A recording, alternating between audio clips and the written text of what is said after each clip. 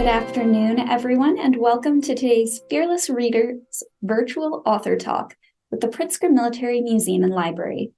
My name is Rosie Waniak, and I'm the Public Programs Coordinator here at the PMML. Today, we're going to be reading a book called Soldier for Equality, José de la Luz Sáenz and the Great War. José de la Luz Sáenz, or Luz for short, was a teacher, soldier, and civil rights activist. Despite facing discrimination all his life because of his Mexican heritage, Luz chose to serve his country during World War I, joining the United States Army as a member of the intelligence office in Europe. Upon returning home after the war, he took on the fight for civil rights and helped to found the League of United Latin American Citizens. Soldier for Equality tells the story of this incredible individual. Joining us today to read and talk about the book is the author, Duncan Tonatiuh. Duncan is an award-winning author-illustrator. He is both Mexican and American. He grew up in San Miguel de Allende, Mexico, and graduated from Parsons School of Design and Eugene College in New York City. His artwork is inspired by Pre-Columbian art, particularly that of the Mixtec codices. His aim is to create images and stories that honor the past, but that are relevant to people, and especially children nowadays. Now, please welcome our author, Duncan Tonatiuh. Hi, everyone. Thank you to the museum for inviting me to be a part of this program. I'm very happy to have this opportunity to talk about my book a little bit.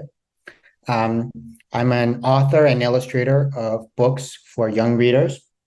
I have made 15 books. Most of them I wrote myself and illustrated. Some of them a different author wrote and I did the illustrations, but I'm primarily an author illustrator. And some of the books that I've made are fiction, some are nonfiction. And in this book, Soldier for Equality, José de la Luz Sáenz and the Great War is a nonfiction story. It's based on a real person. And so then what I'll do is I'll share my screen so I can show the book for those people that haven't had a chance to see it. And I'll read a little bit from it, and then I'll kind of walk through the book and also tell you how the book came to be, how I first came to learn about Luz, because I think that's pretty interesting too. And it's called Soldier for Equality. And here's the first spread, and it says, "Greaser." Luz ran toward the boy and tackled him to the ground. Luz had had enough. Ya basta. Why did they call him names? Why were those kids mean to him just because his family had come from Mexico? And here it says that Luz's father, he wasn't happy that his son had gotten into a fight again, but he understood his son's frustration because at the time in Texas, where they lived, there was a lot of discrimination towards people of Mexican origin. Kids were sent to separate schools, to segregated schools, and a lot of businesses had signs that said, no dogs or Mexicans allowed. And his father said to Luz, "I don't want you to fight, but don't let anyone make you feel ashamed. You should always be proud of who you are, mijo." And Luz never forgot what his father said to him. And he continued studying, he went to school, and then he decided to go on and become a teacher because he thought education was something very important, was a weapon that he could use to defend himself against injustices. And so he taught at these segregated schools where Latino children, where Mexican American children were sent to school because they weren't sent to school with white children at the time. But one day in the middle of school year, Luz did not show up to class. And he did not show up to class because he decided to join the army. In 1914, much of Europe was at war in what was initially called the Great War, or as we now refer to it, World War I. And then in April 1917 is when the United States joined the Allies and became involved in the war. And Luz, he didn't have to join the army. He could have secured an exemption, but he thought it was important to He was a patriotic person. He thought it was important to serve his country. And he wanted to also demonstrate that people like him, that Mexican-American people were willing to risk their lives and sacrifice their lives for the United States. And he hoped that by showing this courage, people like him would also start being treated with more respect. And so after saying goodbye to his family on February 25th, 1918, Luz arrived to Camp Travis in Texas, where he was going to be training with other men from Texas and Oklahoma, training to become soldiers. And at training camp, Luz met lots of different people, lots of other Mexican-American men like him, and he became especially good friends with Eulogio Gomez and Eduardo Barrera.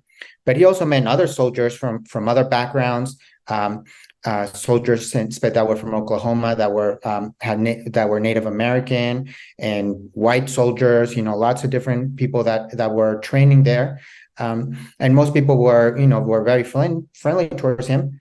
But there were occasions where people were rude to him, and where officers said mean things to him because of his Mexican background.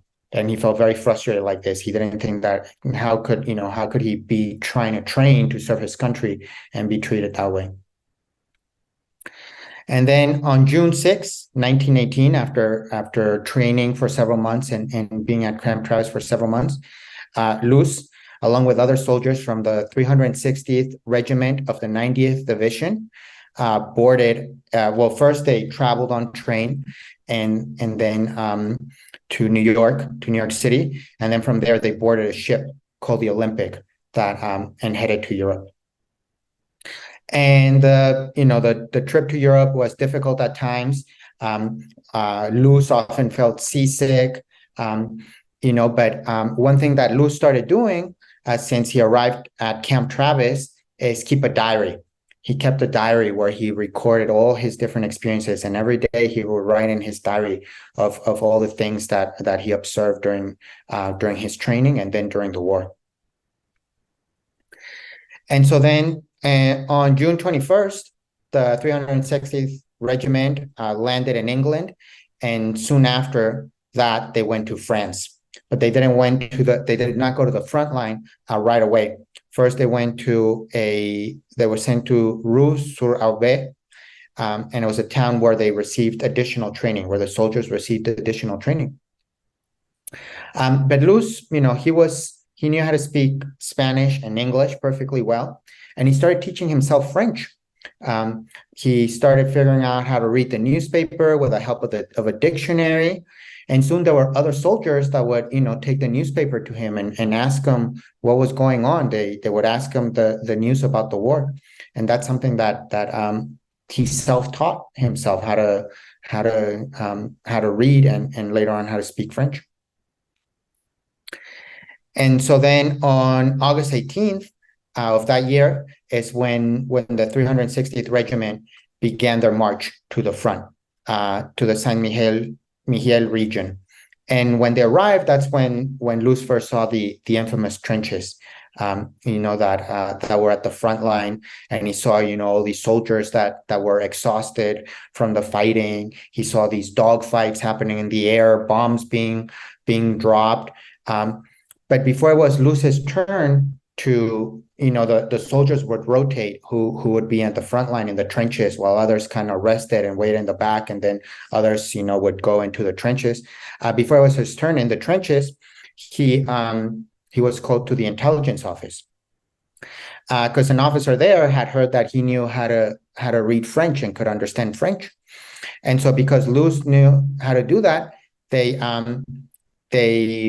assigned him to the intelligence office, where he was going to be receiving messages that then he could translate and then relay them to other officers and other soldiers. And there's this quote that I like that Luz wrote in his diary after this happened that says, August 24th, now that I'm in a hole 30 feet under the ground, I can tell my friends that books literally help me build a protective trench around me. But even though he was in the intelligence office, there were still many times where he almost lost his life when he saw bombs explode very close to him. He saw a lot of different soldiers being injured and die.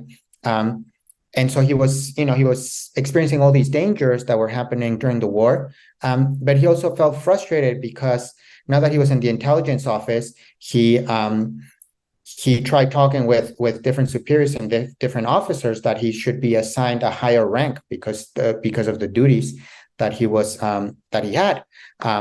It was not for self-serving reasons, but to be fair, he was the assignments that he had were assignments that were usually assigned to a higher rank, but he kept hitting walls that they didn't listen to his petitions or what he asked for. And so then, Luz continued to be good friends with Gomez and Barrera, the soldiers that he had met during his training camp. And he told them, if we survive, we should create an organization that looks after the soldiers of Mexican origin that fought in this war. And so he started having this idea of creating some kind of organization and of bringing people together, people of Mexican origin that Mexican American people that had fought in the war together. And like I said, he saw many soldiers being injured, and he saw also many soldiers die. And for example, when he learned that a fellow Mexican American soldier named Pepe Gonzalez, they called him Pepe, and his last name was Gonzalez, had died. He went to the funeral, and then he wrote a letter to Gonzalez's father. And I'm gonna just read that quote. It says, "Mr. Doroteo Gonzalez, we offered a prayer by his grave and asked that his sacrifice not have been in vain, but that it contributes to the betterment of our poorly appreciated people."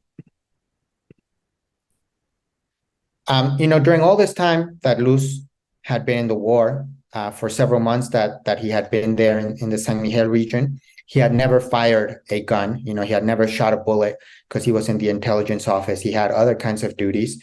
But then on November, the German army began to retreat. And so then the Allies decided to have a big attack. And there's going to be a big, the American forces and other Allied forces were going to engage in their largest attack yet. And it was going to be, and so every soldier was going to be a part of it. So they told Luz to prepare too, that he was going to be part of this large attack.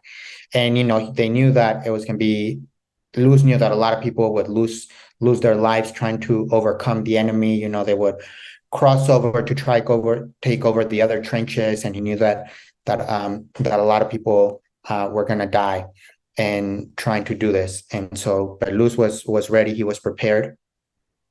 And he was there waiting that night before this large assault. But in the morning, before the assault happened, someone came to him and told him to wake up, and they told him that he had to report at the intelligence office. And so when Luz went to the intelligence office, he learned that this assault, this large attack had been canceled because Germany had asked for a ceasefire. And so there was an armistice, and so different American forces stayed in Europe while the negotiations when the peace talks happened. And so Luz and other soldiers from his regiment had to march to Germany, and they ended up going to a place called Seltingen, and Luz spent Christmas there. He spent different holidays there, and what he did during his time there was teach. One of the things that he did when he was off duty was to teach other Mexican American soldiers how to read and how to write if they didn't know how to do so well. And while he was there in Germany, he had this idea of trying to bring together all the different Mexican-American soldiers that were there and to have a meeting together. And so then on March 3, 1919, he organized a gathering for all the Mexican Americans in the 360th Regiment. And more than 60 soldiers came. They ate and they told stories. They talked about their families back home. And they discussed this idea of creating an organization once they were back in the United States. And Luz even gave a toast. He gave a speech saying that their hearts should be filled with satisfaction because all of them had been willing to risk their lives for the United States, and they fulfilled their duty. You know, they did what was called for them to do. And so then soon after, once the negotiations happened, on May 17th is when the 360th Regiment left Germany and began their trip back home. And when they arrived to San Antonio and Texas, there was this big parade. The soldiers were greeted by their families, by friends, and they marched through the streets of San Antonio. There were even like flower petals on the ground for them. Everyone was very happy to see them. But, you know, soon after, Luz found out that things had not really changed. You know, he noticed that schools were still being segregated. Businesses still had signs that said no dogs or Mexicans allowed. And he felt very frustrated, you know, because he was willing to risk his life. And he thought that when he came back, people like him would be treated differently. But that was not the case. And so then Luz began to talk to other people. And there were other people that felt like he had. There were other war veterans that also thought the same thing than he had. And some of them were, for example, there was Manuel González and Alonso Perales in San Antonio. Luz lived just south of San Antonio, and they met with each other and agreed to help one another. And they had created an organization. They were in the process of creating different organizations. For example, the Order of the Sons of America and the Sons of Texas, that were organizations of veterans. And so they would travel throughout Texas, and they tried to get more people involved, and they wanted to have an organization that wasn't just for veterans, but that was for Latino people, for people of Latino origin, so that they could fight for their rights. And so eventually, you know, people like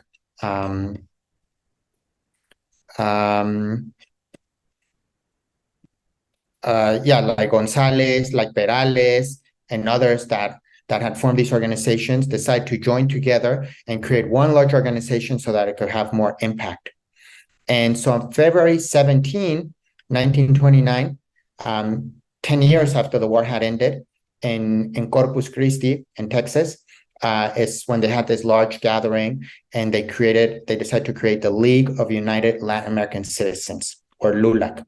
And LULAC is a civil rights organization that is still active today, and it's the largest civil rights organization that fights on behalf of Latino people. And after LULAC was formed, some years later, it became involved in several cases that helped desegregate schools, that helped help Latino people, for example, be part of juries, and in different cases, depending on the decade that it took place. But so it really did have this impact of being an organization that helped desegregate a lot of places that used to be segregated. And this is where the story ends. At the back of the book, I have an author's note that has a little bit more information. It has a timeline of Luz's life, and also of some of the important events during World War I. It also has a timeline of the League of United Latin American Citizens, a bibliography. Here's a picture of José Luz Sáenz while he was on duty as a soldier in World War I.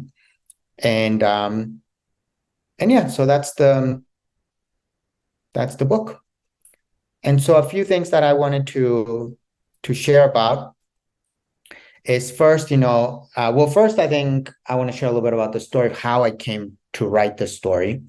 Because I wasn't the one that discovered Luz. I first heard about Luz from a professor named Emilio Zamora.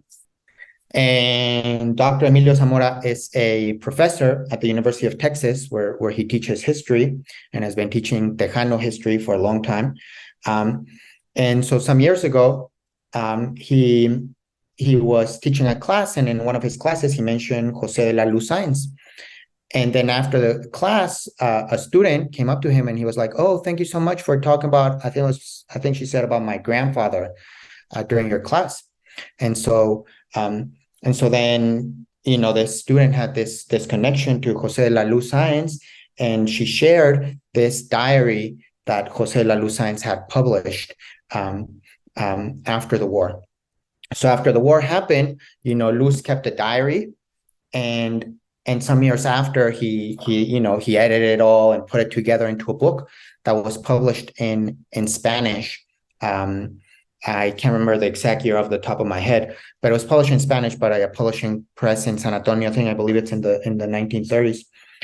And so then decades and decades later, Professor Zamora found a copy of this diary, and he translated to English. And he created this translation, which I highly recommend for people that want to learn more, called The World War I Diary of José de la Luz Sáenz.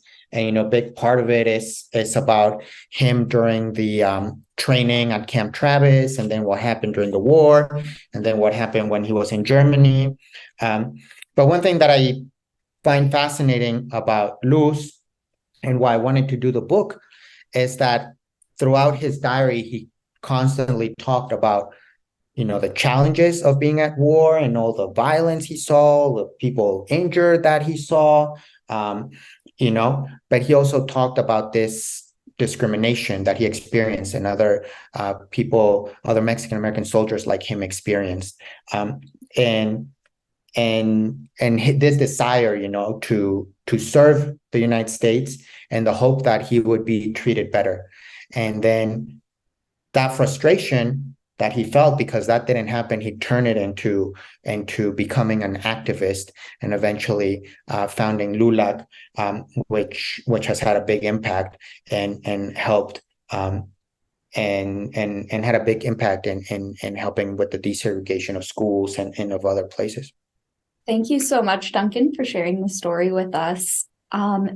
For our attendees, don't forget that if you have any questions, you can put those in our Q&A, and we'll get to those before the end of today's program. But for now, Duncan, I do have a few questions for you.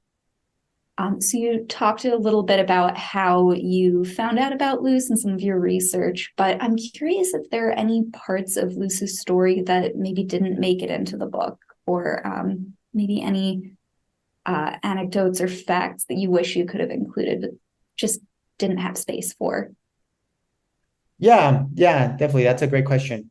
Yes, I mean, a picture book, it's 40 pages, so it's, hard to include everything there.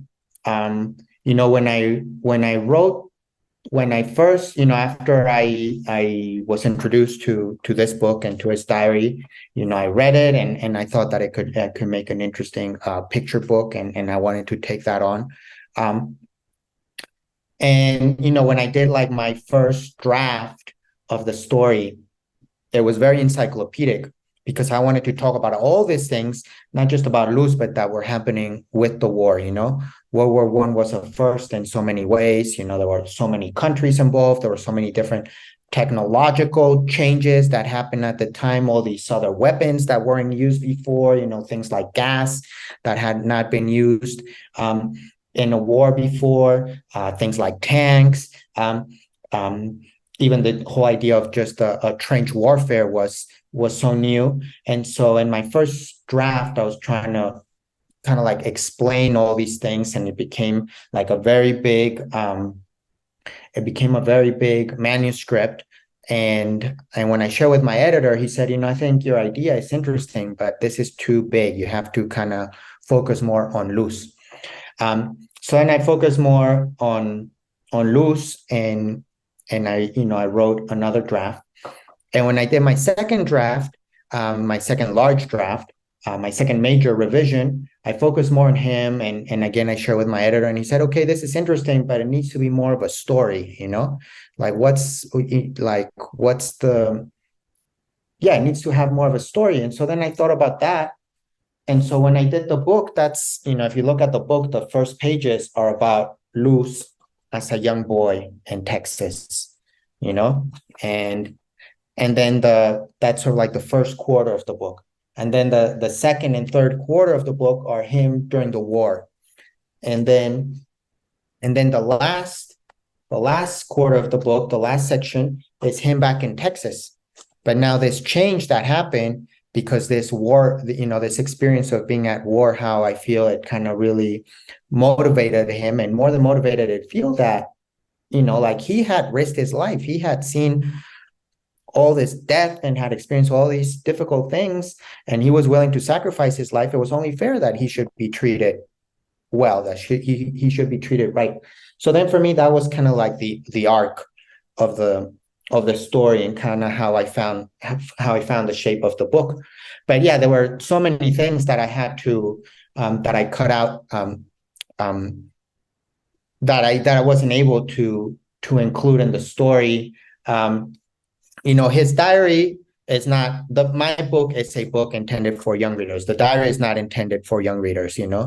There's some parts that he talks of seeing some very, obviously World War I was very violent, and seeing some pretty kind of gruesome images at times of just thing that of people losing limbs and different bodies that he found. So there's some of that I left out because I wanted to make it kind of more. I wanted to make it kid friendly without trying to allude to the violence without necessarily showing it in a gruesome manner.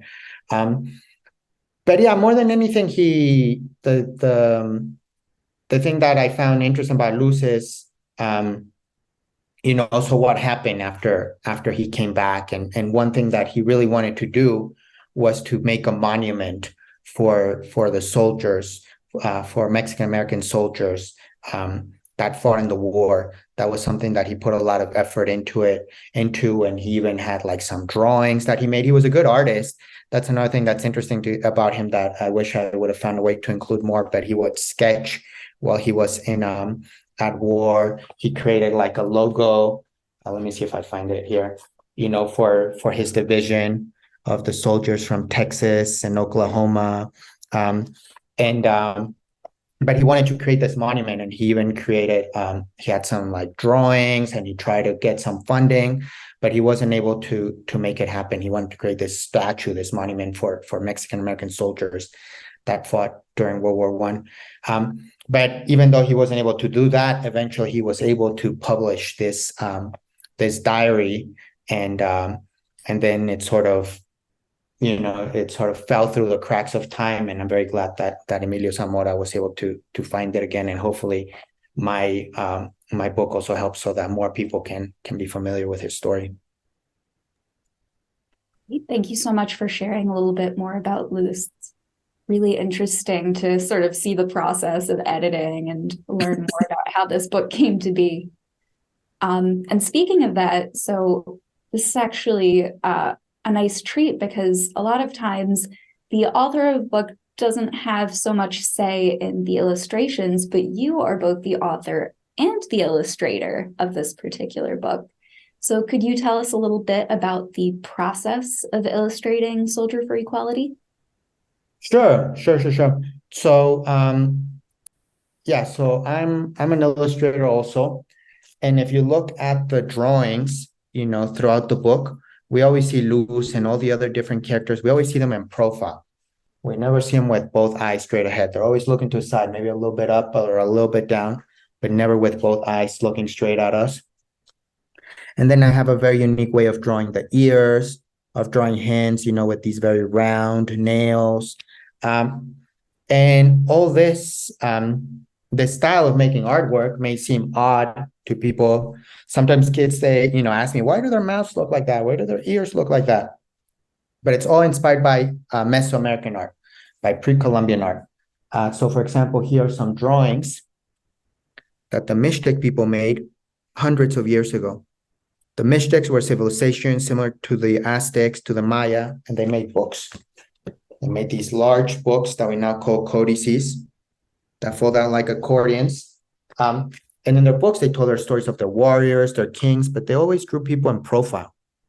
And part of the reason is that these are drawings, but they're also a language. These drawings can be read. And so the position of the hands, gives you information about, maybe here holding this pipe means that they're having some kind of agreement. They're coming to some agreement. These different symbols may represent the year where something is taking place. This may, the year. This may represent the place where it's happening. The colors that someone wears lets you know what rank they are. So these drawings are not only drawings, but they're information that can be read. And so that's why they're very stylized. But I think these drawings are very neat. And when I started making books for young readers, I decided that I wanted to do books in a similar fashion. The books that I make have to do with Mexican culture, with Mexican-American culture. And so it made sense to me to do artwork that is made in that fashion. So that's why the drawings look like that. But one thing that you may notice in the drawings too is that there's a lot of textures, So for example, here, Luz, it looks like wool, his uniform there. Or here, maybe this looks like denim, like real denim, or the shoes look like leather. And so what I do is that I make a kind of digital collage. And since I'm here on the computer, maybe I can share my screen with you again and show you a little bit really quickly of how I do that. Hopefully it'll be kind of interesting. And I hope you can see the drawing on the screen.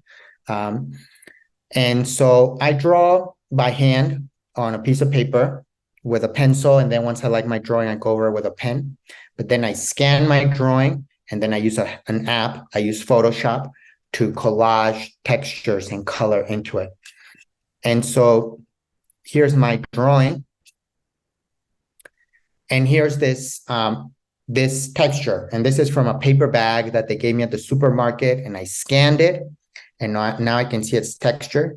And so here I can select it. I can copy it. And I can go back here and select different areas.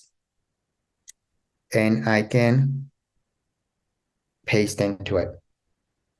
And that becomes the skin. Or, for example, let me see. Let me give her jeans. So here are a pair of jeans that I scanned. And I can select them. I can copy them. And those become the jeans. And I'll do one more.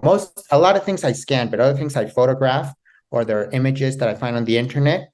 So for example, for hair, I could try and put my head in the scanner and scan it that way. But instead of doing that, here's a photograph that I like using of this Elvis wig that I found on the internet. And I can select it. I can copy it.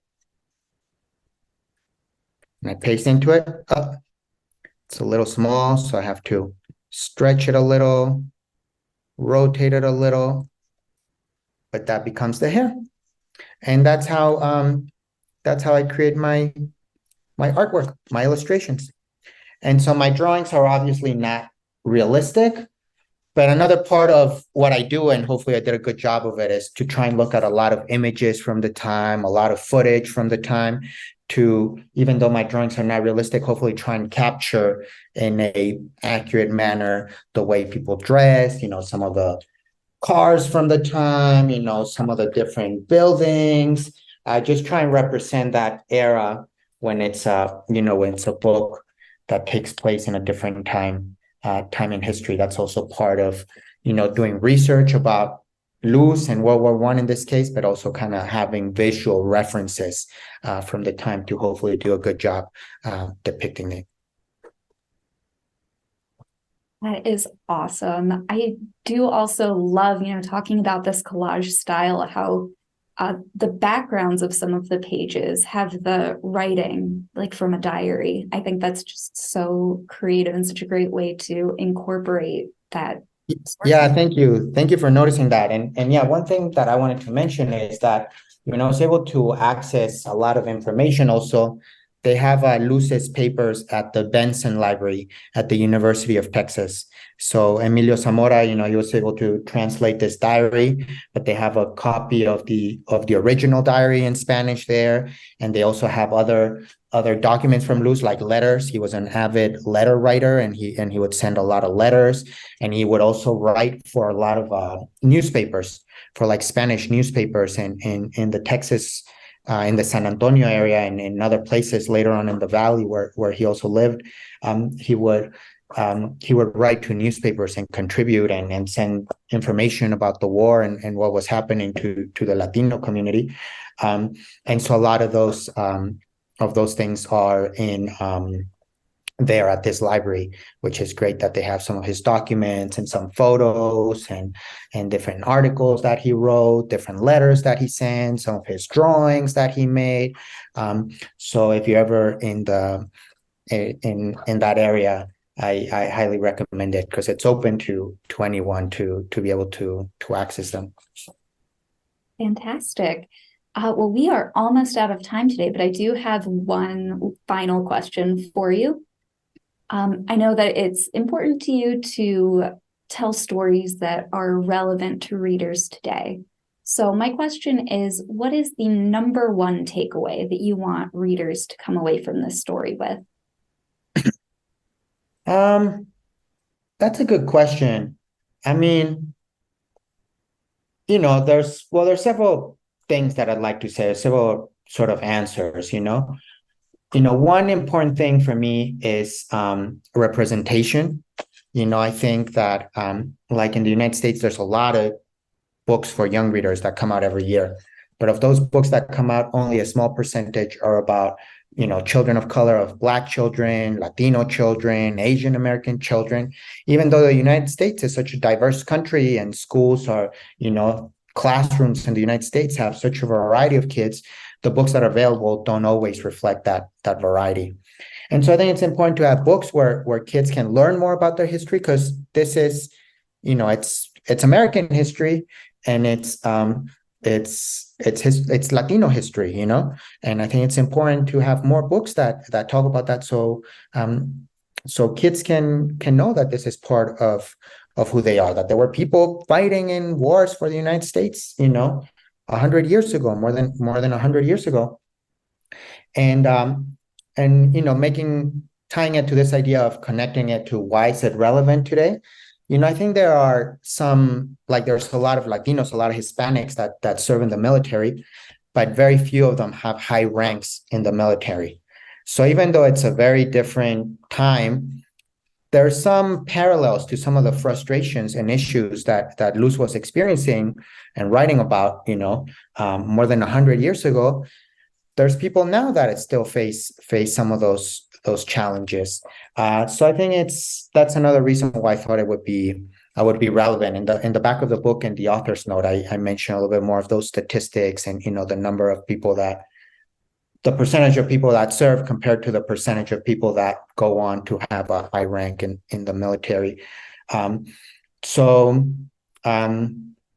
those are some of those things. And for kids that are not, Mexican American, Latino, hopefully I think learning about others and about the struggles of others is very important, because I think that can create empathy, that can help us learn about the challenges that people from a different race, from a different that are different than us may be experiencing, that speak a different language. I think sometimes we can have prejudice or make assumptions, and so hopefully through books is a way to learn about people's lives and people's history, so that there can be more empathy and more connections between us rather than prejudice. Absolutely. Very well said. Thank you, Duncan, so much for joining us to talk about this book today.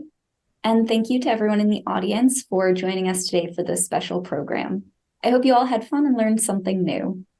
To learn more about family programs at the Pritzker Military Museum and Library, please visit us online at pritzkermilitary.org/family programs. There you can find all of our upcoming family programs and sign up for our newsletter. Thank you, and we hope to see you again soon. Thank you. Thank you for having me.